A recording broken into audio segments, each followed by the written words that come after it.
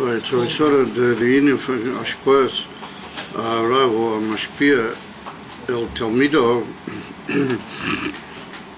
that caused a shinui in the Mashpia from how he was Kedem de Ashpa and how he is B'meshech and B'shas Ashpa. And in addition to that, we saw that Adidei, the Indian the Ashpa, there becomes added milas in the mashpia. We saw mitalmidai yesem mikulam, and on the contrary, we saw that alidei what is not mashpia, then that can cause a giroin, even a lack or a yerida in the mashpia. We saw that's only dafke if he's not mashpia klal inyanim siklim, because he could be mashpia within himself. And that's enough to keep the level of that. There should be the inyan from Tosefes, an additional mile in the mashpia, and that's totally dafki in the inyan ashpah to the makablim. So we saw that was also a inyan that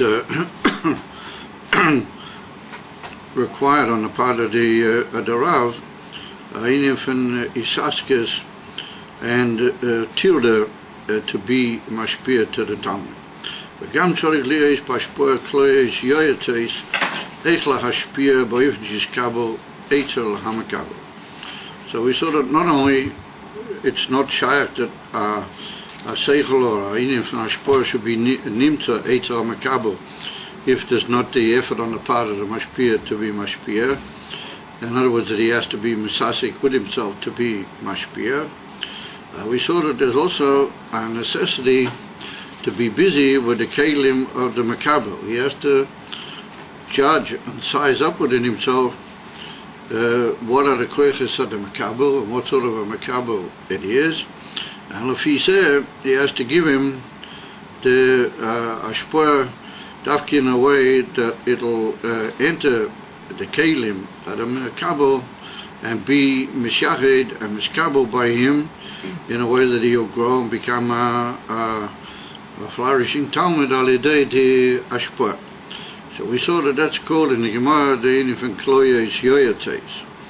Now we saw that's a lotion of the Gemara in the sector brachas, korov l'seife, what over there the Gemara is mataya that the Eibishter made the gufa adam in such a way that the gashmias affects the ruchnias, and the ruchnias are makabel, and is to a certain extent an expression how the inyanim are begashmias adam, and so the function of the kloyes is that they have to literally take eta one with the other. What is going to be is sent out of the body b'derech dechiyah and peseilas. What's going to be makabel in the body? You have some problem? Yeah. What's going to be miskabel in the body and sent into the better inyonim and eivarim edagu. So that the Gemara says that that's a inyan from isyatzes, and having a inyan from eitza biyachad alidei the kiloyes, what should be given how and what should be given in what direction v'chulu. And we saw that also affects the mensch beruchnias, that if he has what one almost call a successful pu'ula in that part of the inyonim, and it's mashma that it's a brocha miyucheres. We saw it, that the Marshal learns over there that that's even the inyan of Abtus Hashem Elokecha b'chol levovcha, that even the heart is makabel from that eitza on the part of the kloyes that they are poil in the Adam, that beruchnias he's able to judge what he gives and size it up and see exactly how it's gonna, what is worth to give forth and what is better to maybe be held back and not give forth for chulu. And so we saw that sort of a malamed is called a bar poyo.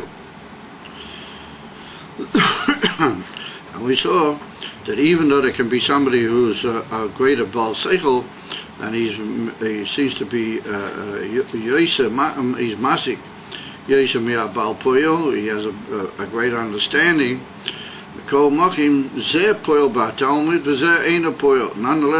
Dafke the Bar Poil is Poil in the Talmud, and this fellow the one that's a greater Baal Seichel, but he doesn't have the Meiler, the Kaloya Shioyates, he's not poil in the Makabel so much. And on the contrary, the Makabel remains unable to deal and to sort out the Ashpur that's given to him by such a Mashpia. Ulachera Harein Inyan Alimud Toloi Ba'asogya. We see that the whole Indian from Limud, whether it be Limud, the Odom on himself, be Bifnei Atme, or whether it's the Indian from Limud between Bnei Odom. In other words, that he's Mashpia one Indian to a zweiter person, what that's Indian from Limud Beklau, and then that's Toloi Ba'asogya. It all depends in the understanding and the grasp of the people concerned. The Mishu Baal Seichel, the Godel Yesa, Yochel Lalamid Yesa. Somebody who's a greater Baal Seichel, which means he understands more Inyonim and he understands deeper and broader the Inyonim, then he should be able to also be a Malamid Yesa. He should be able to give forth, since he has the material, then he should be able to give it over to others. Yeah, he should be Yochel Lalamed Yesa.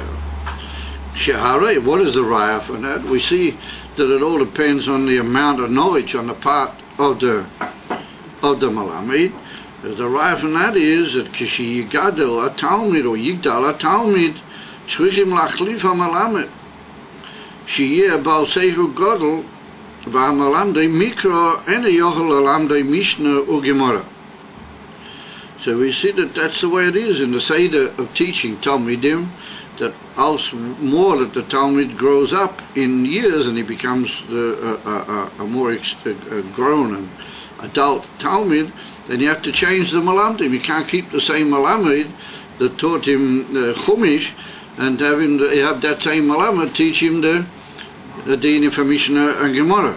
Why? Because Al Derech HaRogil, the Malamed that teaches him just Chumash, he's a more limited person in knowledge. Mashenkin the Malamed who teaches Mishnah and Gemara is a more learned person in Yonim than to the Shabbal Peh. Therefore, you have to go according to the Inyan HaSeichel and the Inyan of knowledge.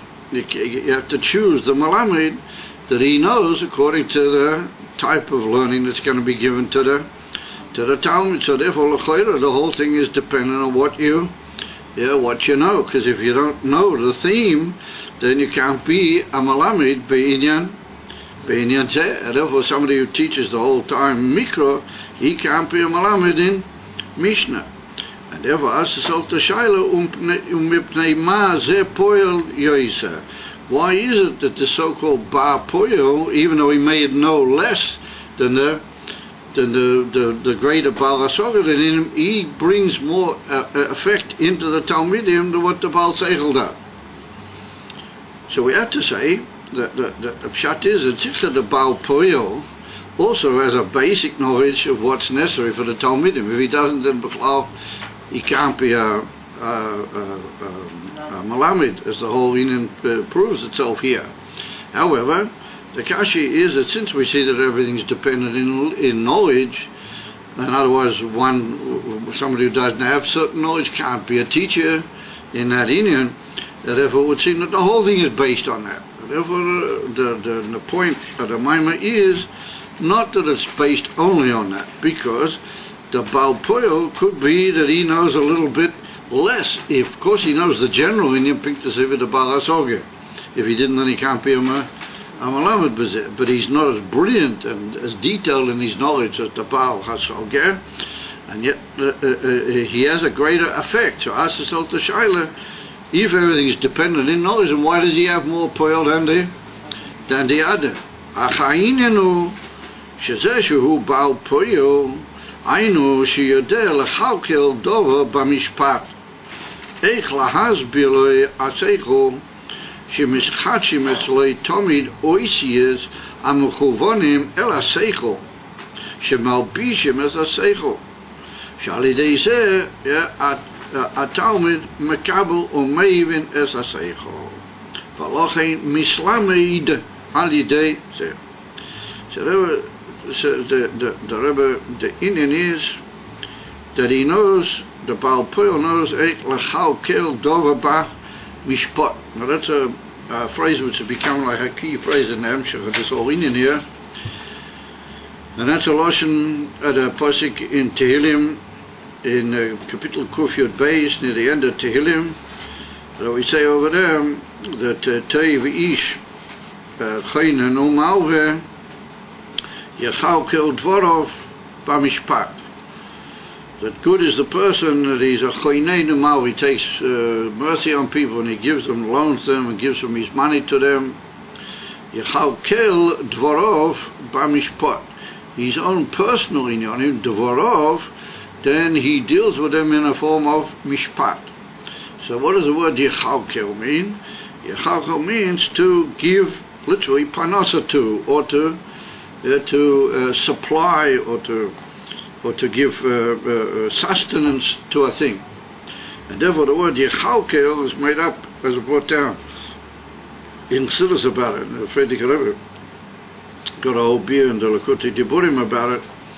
That yechalkel is like a double word. It's like twice kli.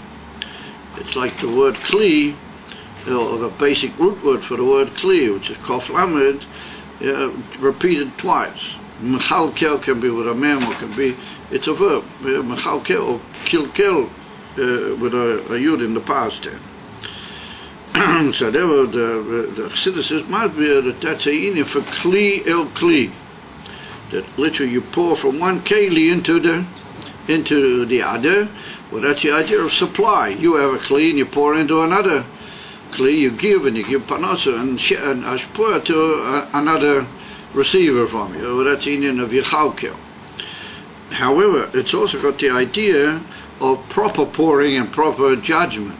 Because we see that yechalkel is twice kli, that you're not just pouring left, right, and center, but you're pouring from a kli into a kli. In other words, you're supplying in an ordered and judged way. And therefore, the pasuk says that good is the man that he gives a lot away, he's merciful and graceful to other people, and he gives them chesed, and he loans them his money. In other words, that he's not medaktek on his own inyanim when it comes to the zulas, to the other person. How is he matzliach to be like that? Because in his own inyanim, devorov yechalkel bamish, but he makes a careful examination and decision in his own life. How much does he really need? And not like we might say that Rav B'nai Adam, or a lot of B'nai Adam are comparing to him ping fakir. The first of all, they say, oh, I need all this for myself, and a little bit I can find at the edges, I'll give to the stock, and I'll give to the onion, I'll help this one out, but only, just with the little fringes of what's left over, the little shtiklach would fly after I've filled my whole household with the house for sikdar. Right, I have the most expensive furniture, the most expensive carpets, ankle deep, and I have about 3 different Cadillacs for every member of the family, and then maybe there'll be a little bit, for tzedakah, and therefore he said, no, toi vish choynenu malved. Tov is to mention what his whole life is to take rachmanis on other people and to give them, to help them, to loan them. How does he manage that? Because yechalkel dvorov, he supplies his own inyanim b'mishpat. What a mishpat is, a righteous judgment. In other words, he looks very carefully and very medaktek. What does he really need? And after that, he says, well, that's what I need. More than that, I don't really need. The rest can go for gute zachen. That's the pshat yechalkel. It means to supply. But in this particular case, it's yechalkel bamish, but he supplies and he pours from one kli to the other with care and with judgment. And that's the union of supply and panasa v'chulu, yechalkel in a way of mishpat. So in rukni as a union, when you give to another person a shefa and you're teaching another person, then you got to know how to judge what are his kelim going to be makabel. And in order to do that, you've got to, within yourself, you've got to be pour from one kli into the to the other. You got to be very medactic on yourself. What are you going to say and what are you not going to say, and how are you going to say it, and be'eze sentences, and be'eze milim, and be'eze oisiyas are you going to give it over to the makabel. That's a tremendous busyness, and like we said, the implication is that it's a fill of begashmias, that the gashmias haguf has got a certain gift, that the klois pass upwards into ruchnias, the way to deal and the way to work out what and what not. Like we saw, that's a basic function of the klois. And therefore, that is a special gift, what not everybody has. That's the implication. And therefore, could be somebody that in the Klolos Ha'inyan, everybody's got to have the basic knowledge, even the Bar Poel. But he has the basic knowledge. Why does even Matzliach better than a big Balasoga in the same field? Because he has this ability to literally be mafanis what he's going to say with careful judgment. He makes like in the Nimshal of the Posik in Tilim, that the mensch is very careful with what he deals with in his own inyonim, and he separates this and separates that, and maybe I don't really need this, maybe this is not that important, but that's the concept of the mishpat. And therefore he's also l'chal keil dovo b'mishpat eich lahasbir loi haseicho. So if he does that, if he gets his kloyes working in such a way that they'll be mashpia upwards into the feeling for the matter and the seichel and bedova, so then the Eibishter helps him mishchadshim etzloi tomid oisias hamuchuvonim el seichel. We see that the Eibishter will help him, that because he gives himself over in such a way, and he devotes himself in order to pour from one kli into the other, biduk in a way that will be suitable for the Talmud, then once he starts talking, the Eibishter helps him that more Reishis come in, more mishchachim, he keeps filling new inyonim which he can give over to the Talmud, but not new profound inyonim which may not be suitable for the Talmud, but ways to say it to the Talmud, the Hainadini for Noisiyas. And therefore, there's somebody who's got that gift, who's got the ability to find the right sentences and the right oifanim and the right ways, how to get it over to the Talmud. And as he's talking, he gets new ideas, as well known.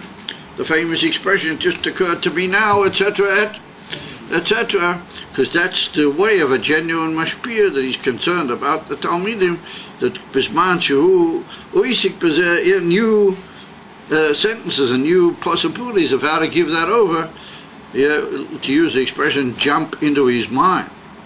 And they're mechuvanim el seichel, that those oisis are biduk, fitting to that seichel. As is well known that every mensch has got in the Etzem HaNefesh, he's got oisias. It's almost like a storehouse of oisias, Etzem HaNefesh. And everybody's got the ability to say a certain seichel in a slightly different way, because not everybody's got the same oisias. The oisias that they are by one person are different, than even though the oisias are only 22, they're the same oisias. But a way to deal with oisias and to give them forth, well, that's a very special gift, which everybody's different in that particular way. And therefore, the Baal Poel is a gifted person, that he's able to bring down the oisias, shemalbishem es haseichel.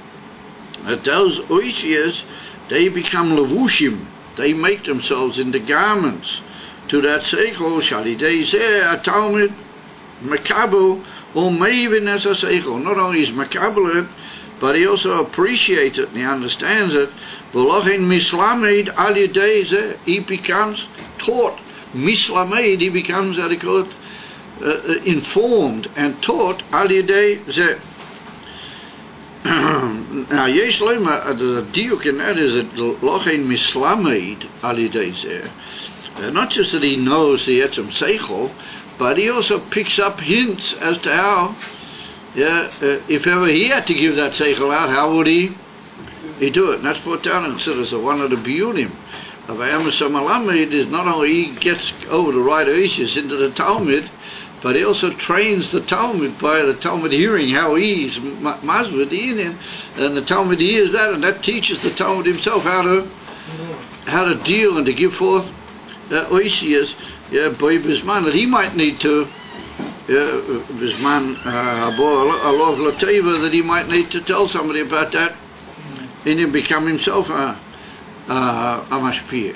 And the fact, Paul considers that the emes of Bar Poyel is not only that he has Talmidim what they understand, but he also makes Talmidim that they themselves become mashpiyim and malamdim. That's the pshat mislamed ha-talmid. L'ochein mislamed al-idei zeh. Aval ho-acher, the other one, meaning she'ein a Bar Poyel, even though he may be a deep understander, he may have a good understanding, I know she'einu yoter lechalkel dovo.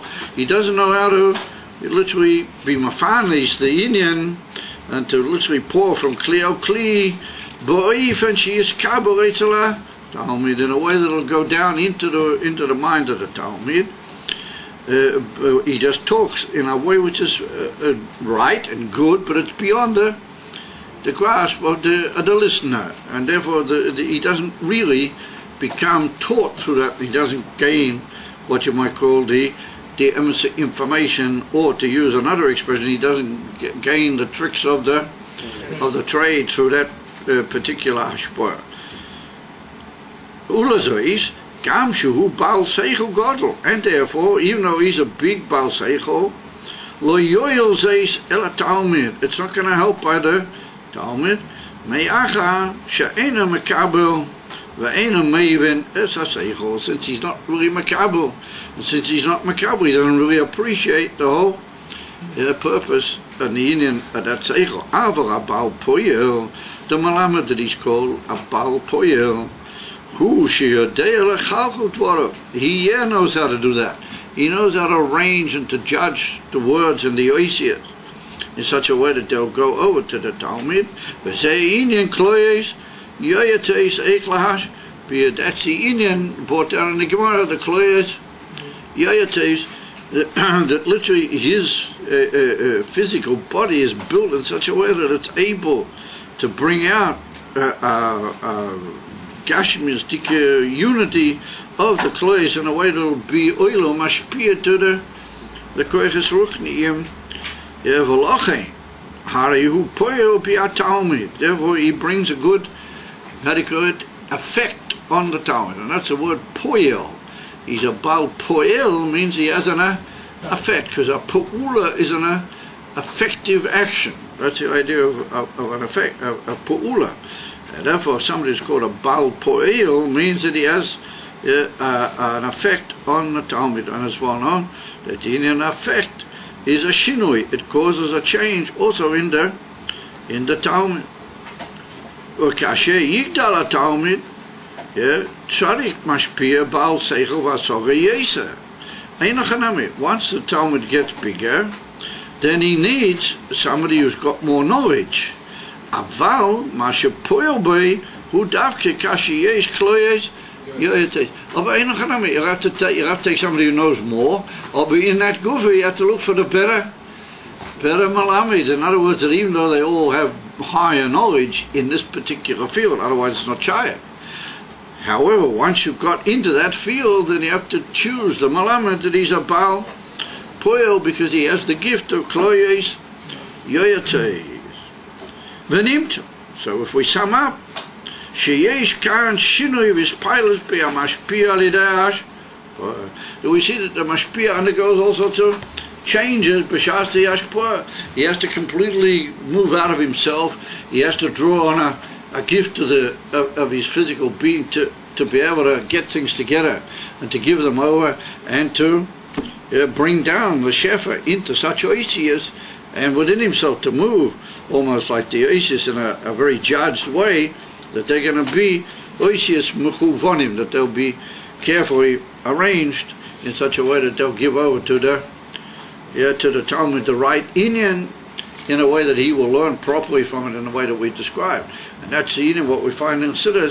So one of the things that a good mashpia or good teacher is able to give is the inyan from a moshel. He can give like an example of a inyan more in the field of experience of the Talmud, what it's called a moshel.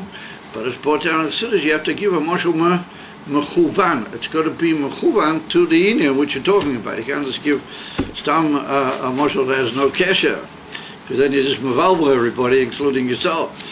Therefore, you have to give davki a moshel meduyak.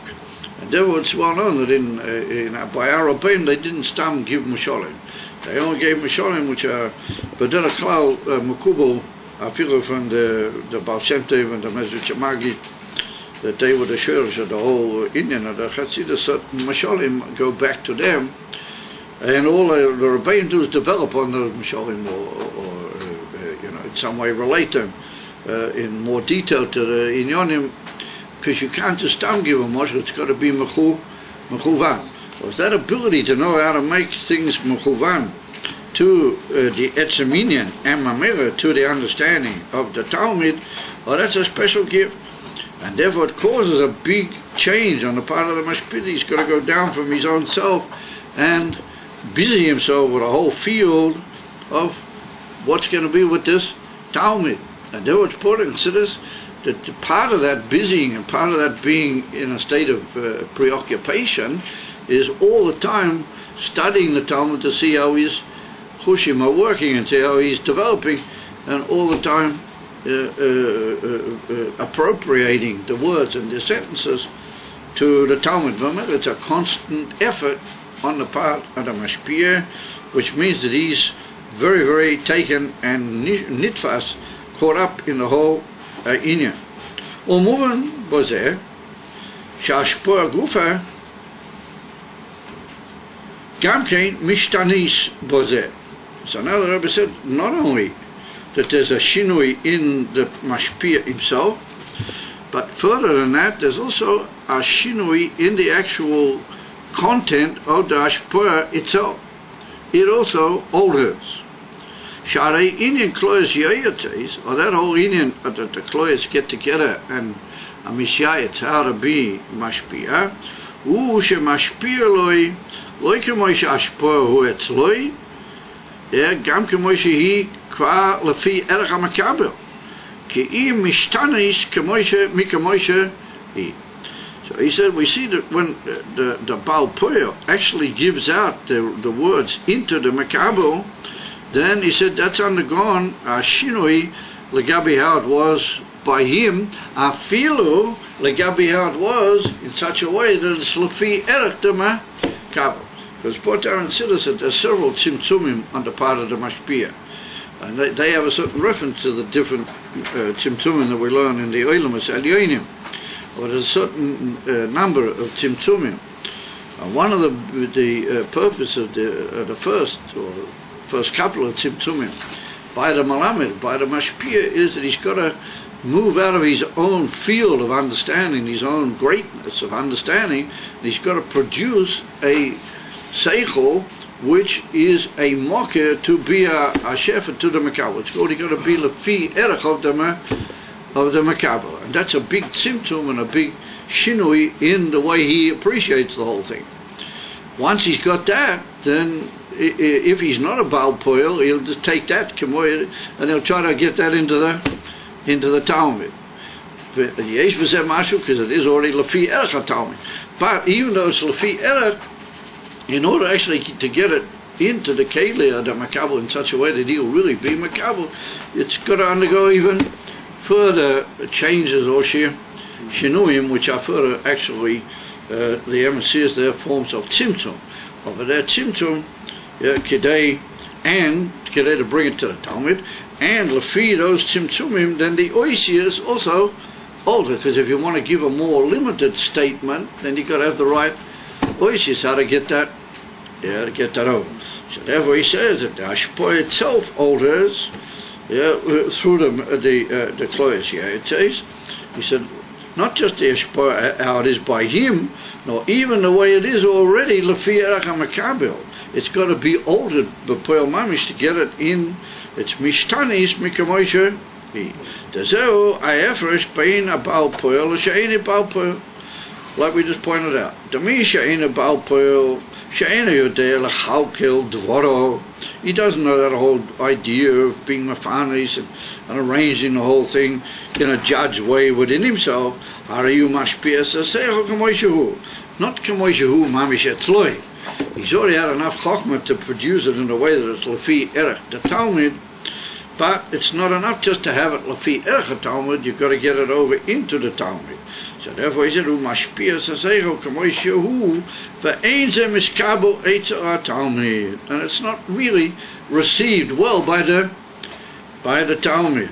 Aval abal poyo alidei chilkul devarav, through the union of the panosa and the shaping and judging properly his words within himself, mishtana hashpah. Not only he changes, but also the etzem toichen of the hashpah, not the pnimis of the union, but the way it comes out, also altered. Through that will dafki be received well by the makaber. Why, no? A new point now. We notice in this Hemshah, particularly in all the works of the Rebbe Rashab, everything goes like with a Seder Masuda. It always moves one sfara to another. So we were dealing at the beginning of the class with the Shinui in the Mashpiyah. Now we see that there's not only a Shinui in him, but Dafki, because there's a Shinui in him, and therefore there's a Shinui in the Etzem Uifan of the way the thing goes over. The actual Ashpor itself alters in order to be Makubal in the best way by that Talmud. V'nimtza, once again, the word nimtza is like a summing up. Not only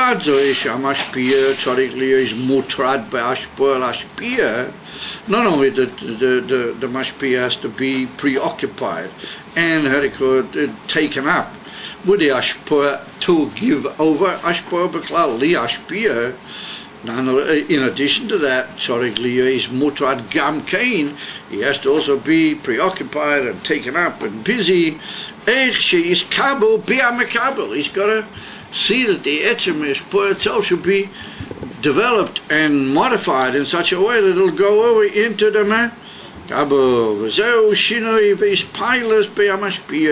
all that causes in him a shinoi and a interaction with the Indian. He becomes involved and changed through the Indian. That's the word is pilas. Pilas always indicates an inter-involvement or inter-changing effect from one Indian to another. So therefore, he has in himself a change and a his pilas, but again, not only to his ability to give over, but the actual thing he gives over.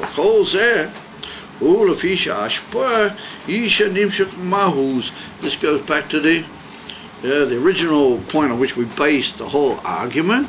Why is it that that's the case? Why is it that he's got to be so busy, both within himself and within the Teichen of the Indian?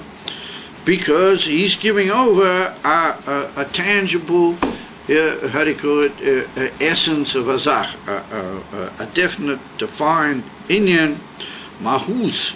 Mahus ha'oras ha'seichel, albeit seichel is only a ha'ora, like we pointed out, but when he gives over to the Talmud, he gives over the very mahus of the ha'ora of the koiches called seichel, v'lochein nitfas u'mislabish bozeh, and therefore he becomes caught up and he has to enter it like a lavush. It causes in him an alteration. It defines him and somehow or another modifies his whole way of acting, and that's what we call mislabish. That's what we're going to see in more detail. Now we're going to describe this whole concept of what we call islabshas.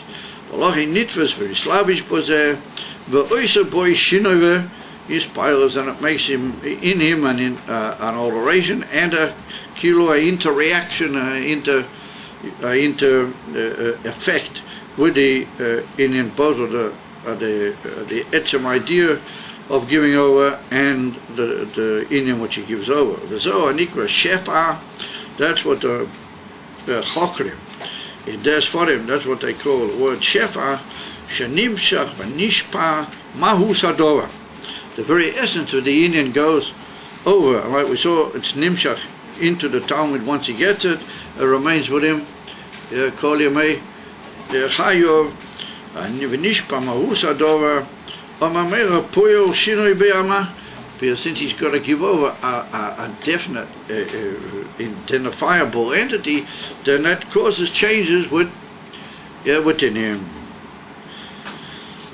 Very Masuda and developed summing up of all the different inyonim which define and give us a concept of the concept of hashpah. Now we're going to see in the coming Emshech, in the next page or so, we're going to see how that we can apply all that to the Gilei Elokus in Oilamas. The Mekablim, the Chocholim, they use that inyan beneged to divine influence. The way the Emshech gives forth his inyonim into the Oilamas and the Shtalshos Oilamas. So we'll see what level and what inyan deals and what inyonim in Gilei Elokus are describable as this word shefa. The limitation on the part of the Chochmim is that they call all inyonim shefa. We're going to see that that to a certain extent limits them within a certain field of what you might call definition or inquiry, and therefore we can't, as teachers of Chassidus, we can't ultimately settle only with that term.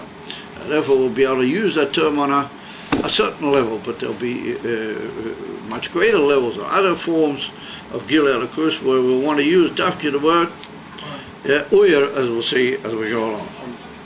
Before, when we described Shefa, it said that when he kicks the rock, he's preoccupied, but afterwards he's not occupied anymore. Here it says it causes a shino, so how can you say it has the same effect? Here it causes a well, that's what causes a shino over there also. No, that's what we want. Preoccupied. No, you have to learn the whole thing again. We said clearly that it also causes a shino in the koyach. The koyach has to enter his foot and has to go out and be mislavish in the stone, and if he didn't make the whole effort, then it wouldn't go. But that's what we said clearly.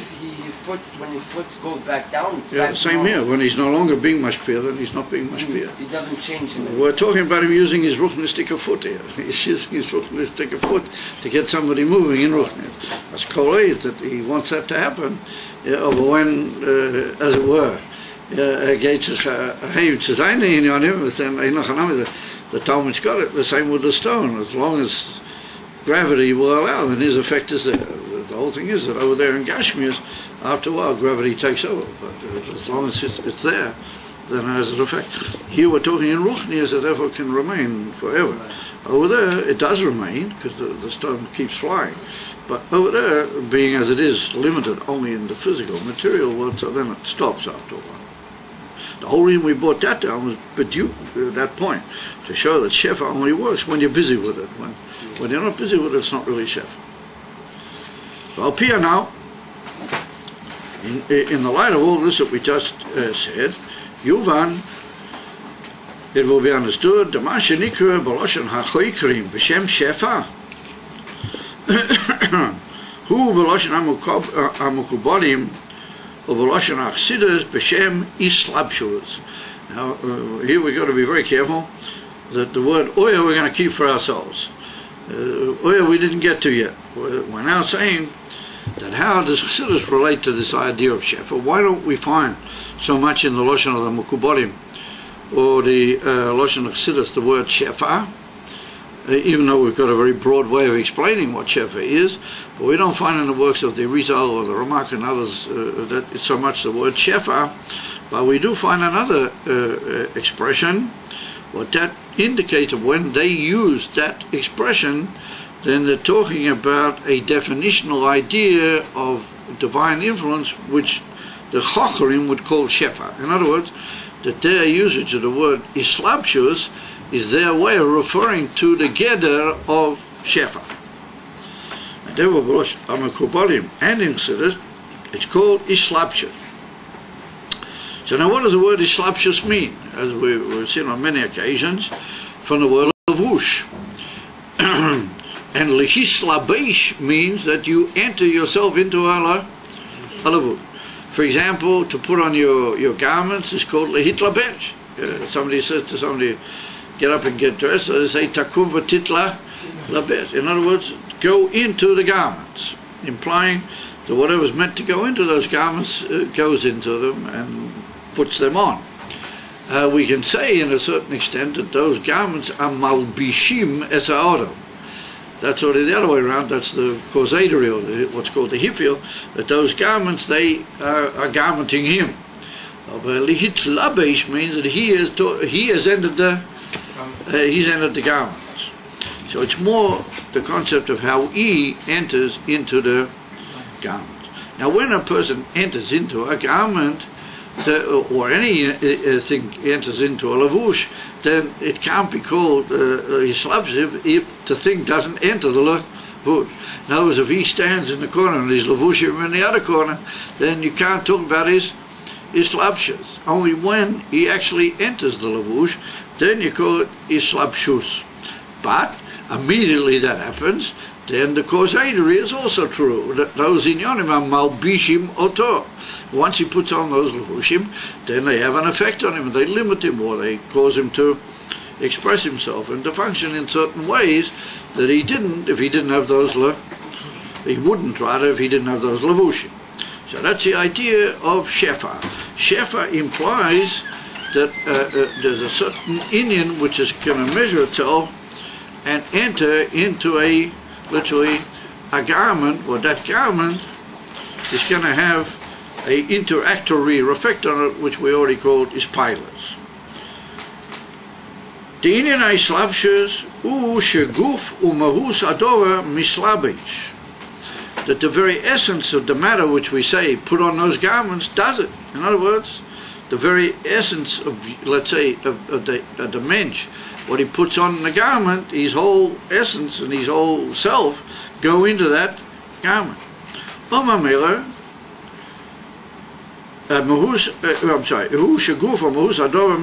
Umamela, amashpia, if we talk about it in ruchnias, nitfas umislabish boze. And that's what we just pointed out, that the mashpia has to enter these inyonim like a form of a garment. In other words, he enters in and he has to make alterations and appropriate himself to enter that matter in a way that it also, pilas, it also, the other way around, once he does enter it, then it has an effect on him, like the word malbish means. So there was the Rebbe Dinyan ha'islavshus shayib b'koiches ha'chitonium. Now this is a big cloud. There's a definitional point which is now being made here, that whole concept of one inyan in ruchnius entering into another one, so that it deliberately goes down to take on itself that lavush and mamela be interaffected by the lavush. Well, that's only what we call koiches chitonium. It's only in the revealed koiches adanefesh, what even though we call them here chitonium, in Tani the Alter Rebbe calls them mahus hanefesh. But he points out in Likutei Torah, in the famous Maimon in Vayikra, that when he said that in Tani, he didn't mean the inyan of Etzem mahus. He meant legabi the inyan of Machshava Dibura Amaisa, that they're the inyan from mahus. However, the koiches hachitonium are the Eser koiches hanefesh. Dainu Chabad, Chochmah Bina, and Das, if we count Das, and then the inyan from Midas, and then Malchus. Or Malchus, which is the inyan from Dibur, by the Odom or Achoponim, the Pnimis of Dibur. Those are called the koiches hachitonium. And Lamaila Mizeh is the Etzem hanefesh, the koiches ha'atzmiyim of the nefesh, what they are rotzen and oineg, inyonim keilu, that they're not tied to any given kli. Because a koyach chitoni has always a kli which defines it. Dainu, seichel, beklau, divided into chochmah bina, but that's got the moyach. And in the moyach guf, it's got different parts of the moyach. As one on and considers that chochmah enters one part of the moyach, bina enters another facet of the moyach, etc.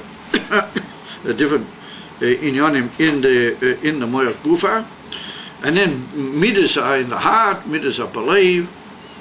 And then the inyan of Neitach Hoid Yisei, like we saw, got more to do with the lower inyanim, like the kloyes, and those organs of the body which are already lower are more concerned with poil mamish, and therefore Neitach and Hoid are midas, but they're not really midas in the real sense. They're midas which are shaykh el poil, and then Malchus is the inyan from poil kipshuta, Dibur, and Maisa, which are the inyan from Malchus, or they're shayv mamish lapoya. So those are what we call the koiches achitonium.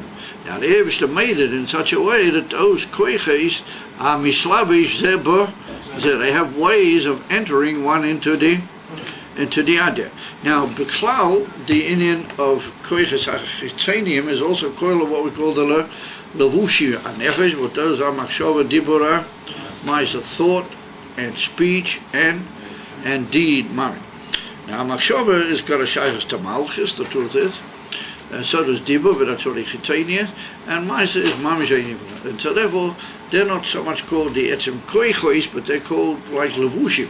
So therefore it implies that any effort on the part of the other koichos to enter into machshava dibur ma'isa is automatically called islapshus, because the etzeminin of those three koichos are called levushim. So that if you go in any way into them, then you're entering like a form of a lavush, because they are by its definition a lavush. So that's for sure a islapshus. Like we see that when a man gets caught up with machshavas, then he becomes like his own machshavas. They affect him, and they whatever koiches he put into those machshavas, well, they can really make him what he's like, what the machshavas are like. Yeah, in other words, you're only what you think, as the famous saying has it, and what you say even more. If you talk out things and you become involved in dibur, mikor certain inyon which you fed into your dibur, that for sure has a tremendous effect on you, defines you and limits you into that particular field, and what you do in a way even more. How does the Gemara say? When they get to Reb Chia, the Gemara in Ksubas, the Gemara says that Gedolim Maasei Chia, that even though Reb Chia was Rabbi Yehuda Nosis, Talmid Chava, the Gemara says, he was very close to this man of Rabbi Yehuda Nosi, and he was mamish from the Rishoinei HaMoraim, the Achoreine HaTanoim, and he was Gora Gewaldike, Chacham Satira. Nonetheless, the Gemara says that Gedolim Maasei Chia, great are the maisim of Chia. Because when you bring things down into maiser, then that's the emes shleimas. Hecha for them in this, you can be a greater chacham, but the chacham should be down in the field of the world and in the field of maiser. That is the ikar. That you can be a greater chacham b'chol inyonei ha'yeshiva.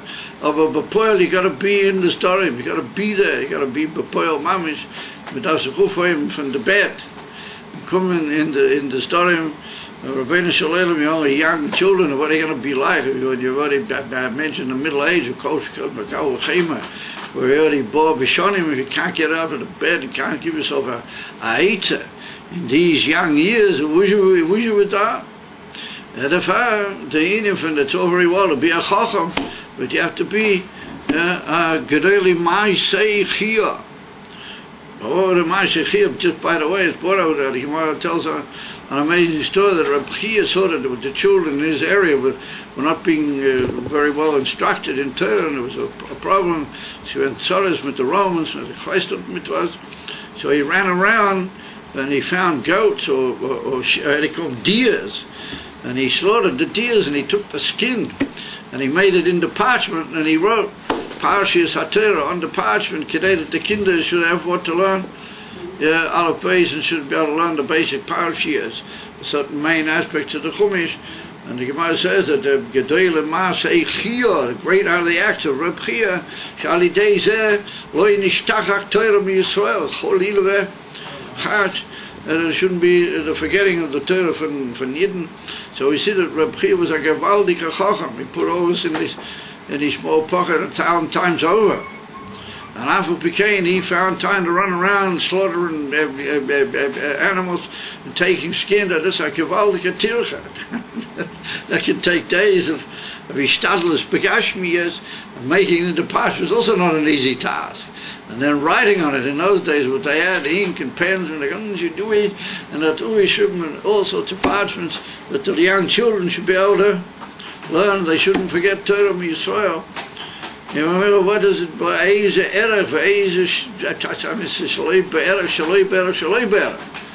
That we require is you get up off the bed and you come to the Seder. And instead of draining the sticking the cup in all sorts of nourishing masses that you learn and you spend your time learning it. When you have a break, make it taste have a break, it's not drain. Aber rein hacken breaks inmitten der Seder. Chas v'sholem v'has milahazkir. You have to be a ish maisa. It's not enough just to be a ish chacham. So anyway, whatever.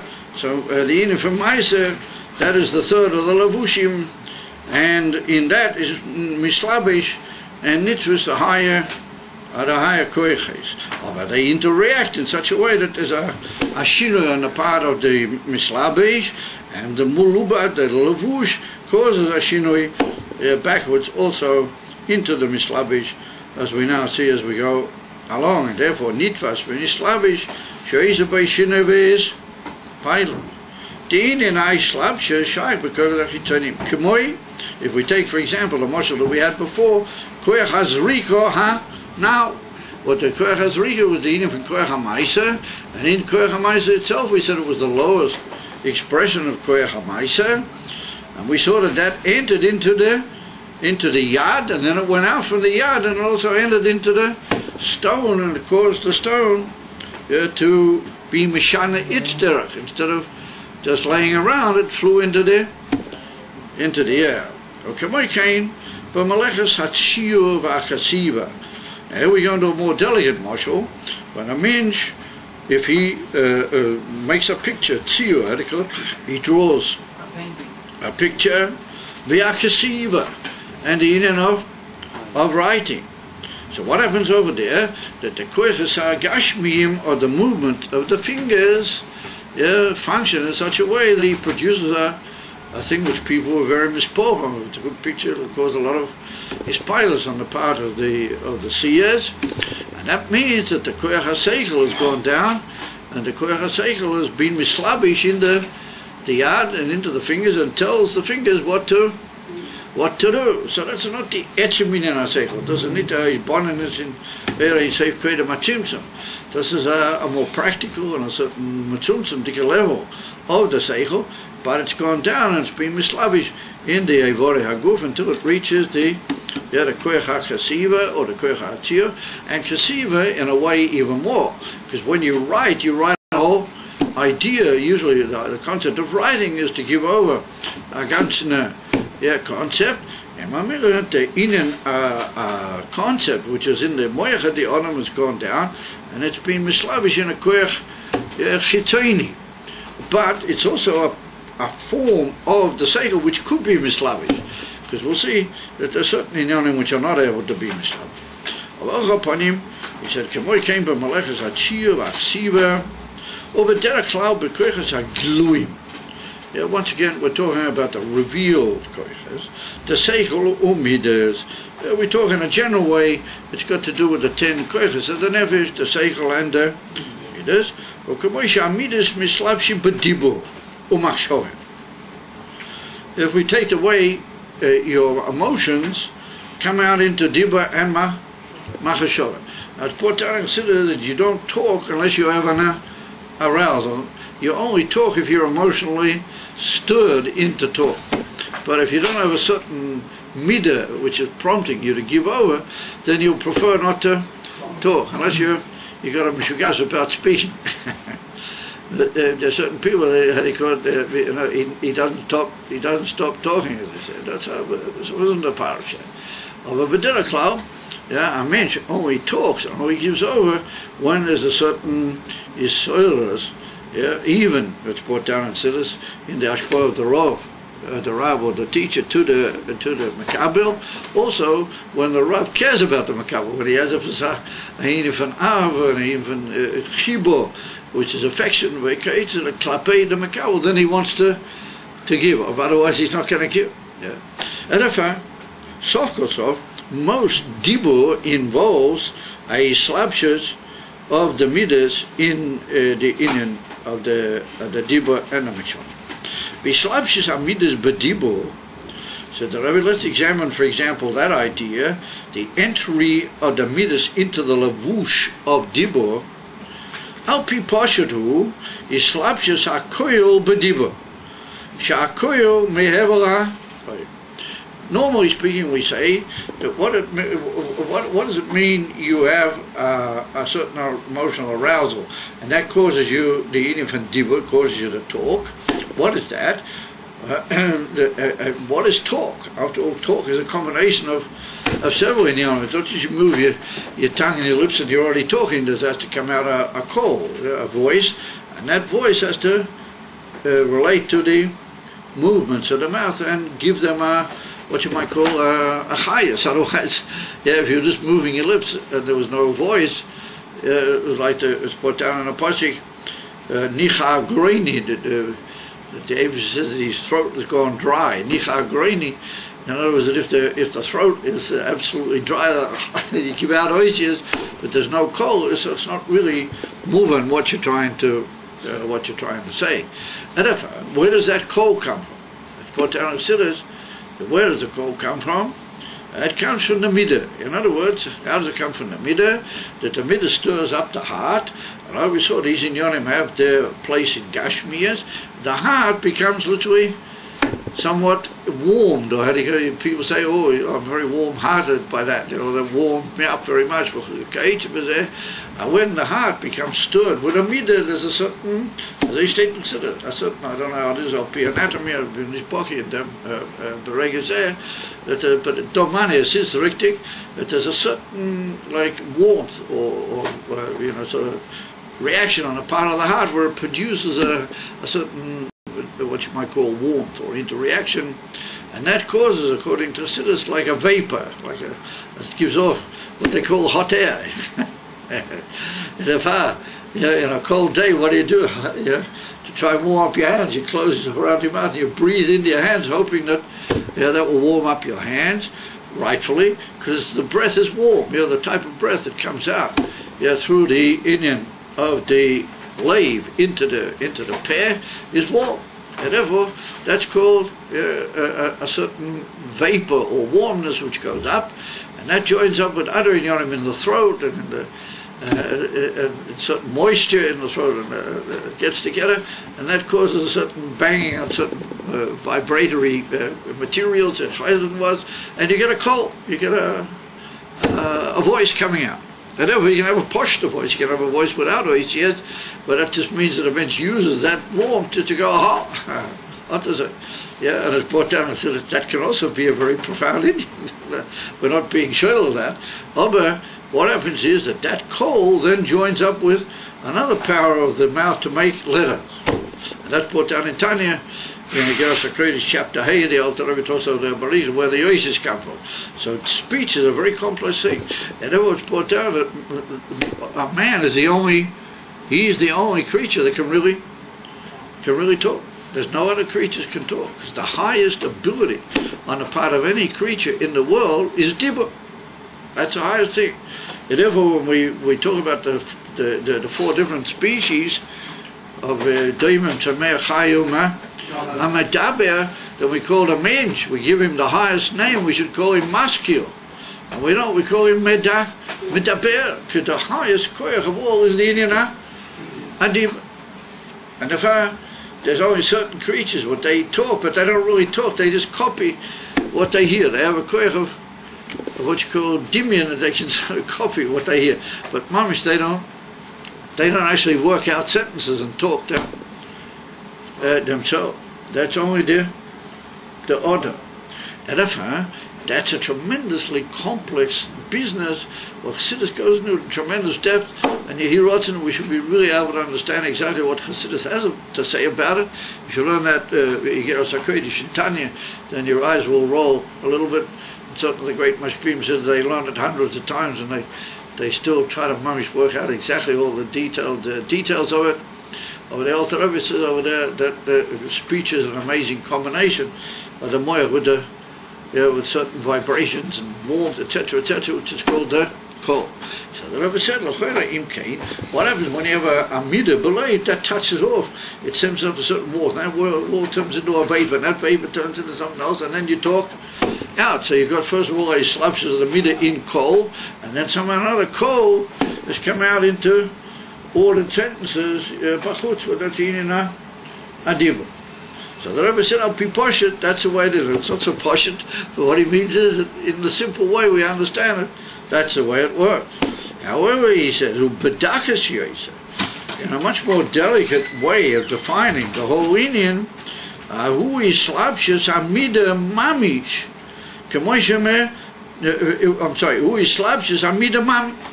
He said, in a more delicate way, then that is the slapshus, the mida mamish, the mida mamish comes out and enters the dibur. So in the Hanami, it probably has to go through the call a little bit.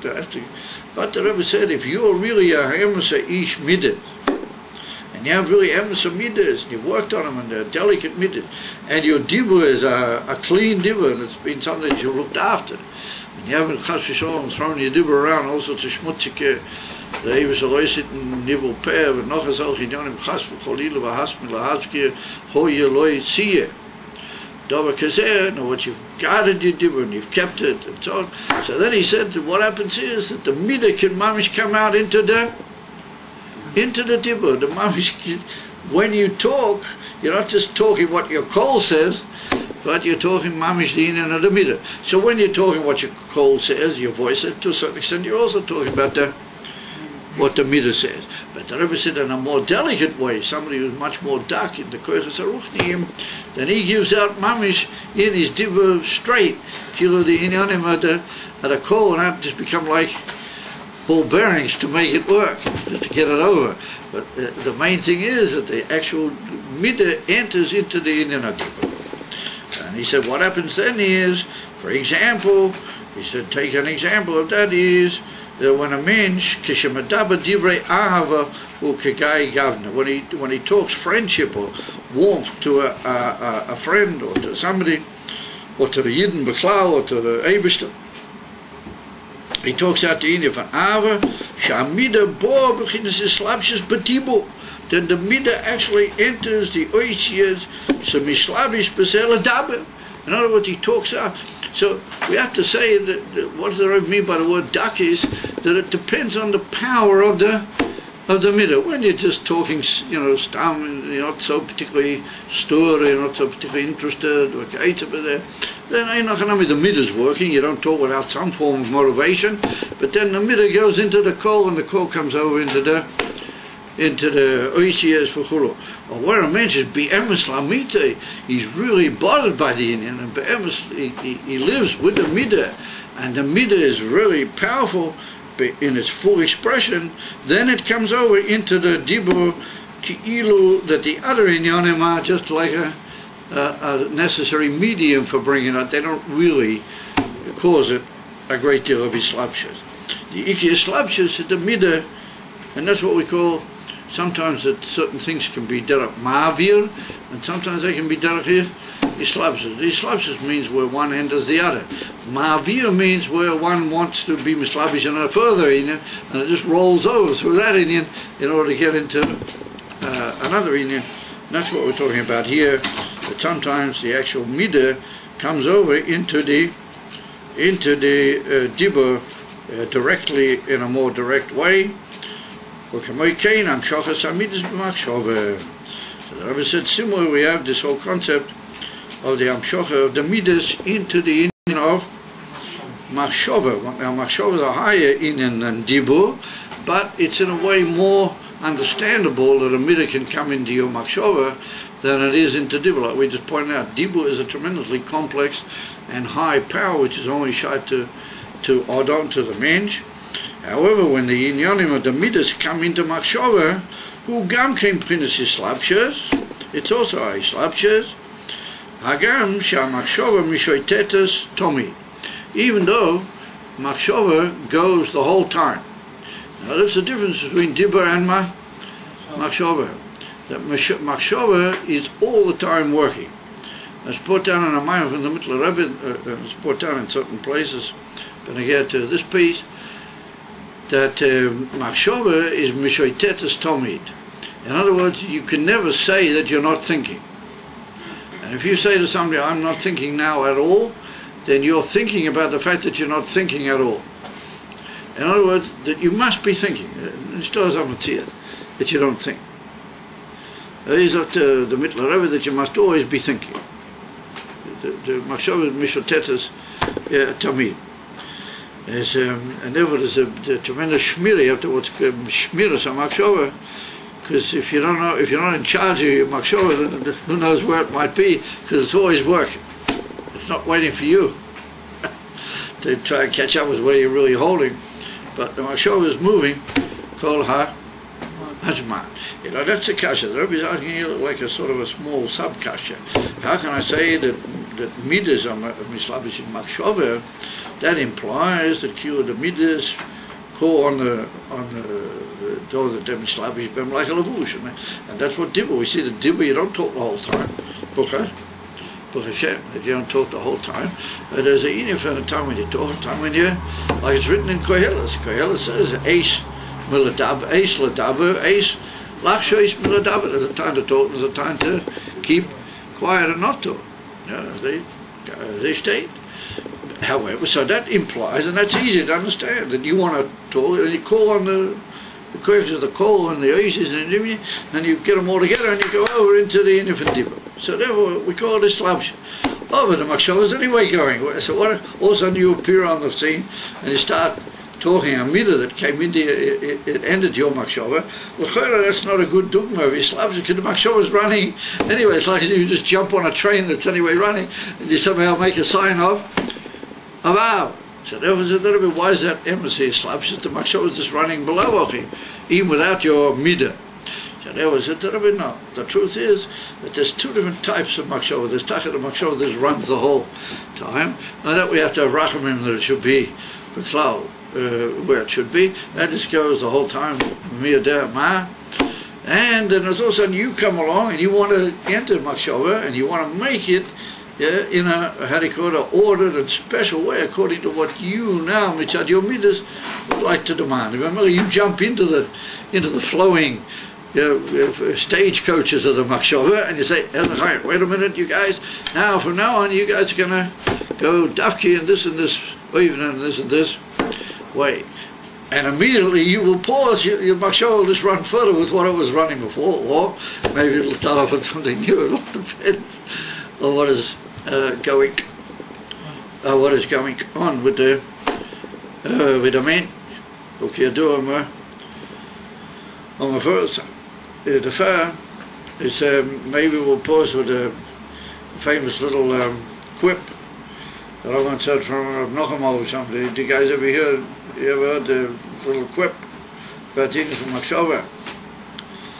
So he said that in Russia, the Yidden, the Russisch Yidden, the Hasidim, they're always trying to draw mashalim from what's happening around, So after the Bolsheviks, Rahmanin and Slani, Machshamom, they took over and they got rid of the monarchy, then the monarchy became treif as a face. Not allowed to talk about money, you're not allowed to hold a star with a king's picture on it, a piece of money with the otherwise with the king's picture on the money. You guys. Anyway,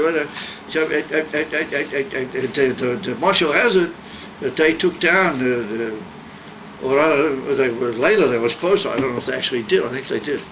But there was a big statue in the middle of Petersburg, somewhere, of the Tsar Nikolai, one of the Nikolais, Rishon or Sheni, one of the Tsars, a big statue. So what did they do? The communists, they took a guard, and they had a guard standing alongside the statue and guarding the statue of Nikolaev. So one day there was a chacham walk past, and he sees this fellow, this communist, standing there guarding the statue of Nikolaev. So he went up to the officer in charge of the whole thing. He said, "Listen, you guys are crazy. He said, you guys hold that Nikolaev should fall, He said, "Miller, what are you doing with a guard in front of the statue of King Manoshach?" He said, if you're a communist, you shouldn't have a guard there because you should want it to fall. He said, if somebody wants to damage your statue, you shouldn't trade. And if you're not a Mr. Communist, then what are you doing around here? Not a bad kashi, huh? So the officer laughed at him and said, he said, you don't know anything about anything.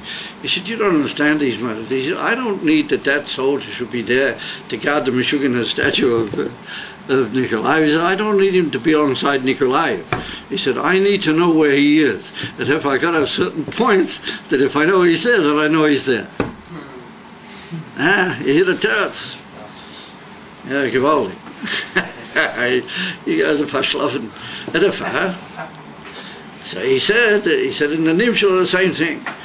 You got machshava. You need to know where your machshava is. So you got to put it in a certain place so you know where it is. If you don't know where it is. That's what the officer said to him. The officer said, if I don't have that soldier there, I don't know where he is. He said, these guys are looking to listen to me. If I don't have him there, who knows where he is? And if I got to have him there. But you got to know where your machshava, you got to put it in a certain place. Otherwise, who knows, etc. etc. Een kan hem nog een beharing, we zetten Rika Mashiach daf komen en tekenen hem ja now.